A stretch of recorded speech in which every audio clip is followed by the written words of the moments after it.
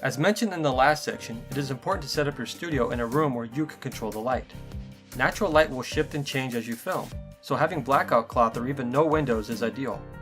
It is really important for stop motion animation that you are able to control your lighting. Since stop motion is smaller in scale than live action, you really don't need to go out and buy any fancy lighting equipment. You can use normal desk lamps. If you want something that will diffuse the light, you can attach a piece of paper to your lamp like this. In my experience, softboxes work the best, so I recommend using those if you have them or can afford them. You could also create a box frame like this and place paper on the sides and top. This could be tricky though because it can limit the access to your scene and you have to be careful to not bump the setup.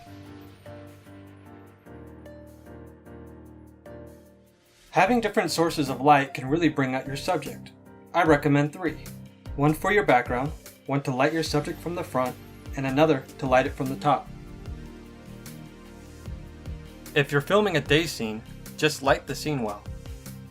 But if you're filming a scene lit by something within the scene, like a lamp, this is where your knowledge of camera functions will come to use.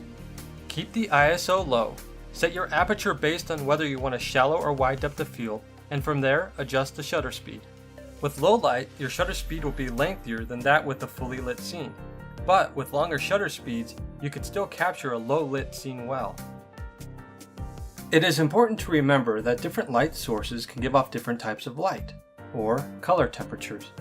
This is why it's important to do white balance. In my experience, it's better to set the white balance to your scene and make any changes in color temperature in post-production. This can be done by filling your frame with something white and telling your camera to set the white balance.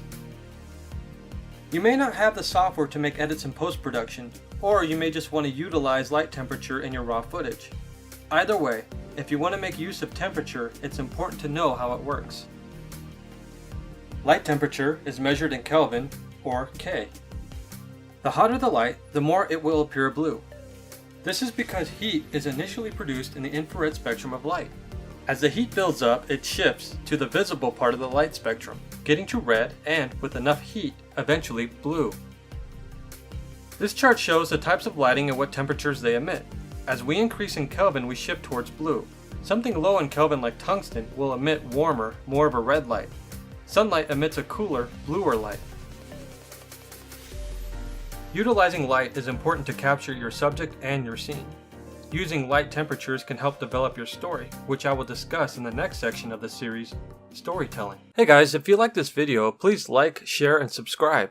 You can also help support this channel through Patreon, which is linked down below. Thank you.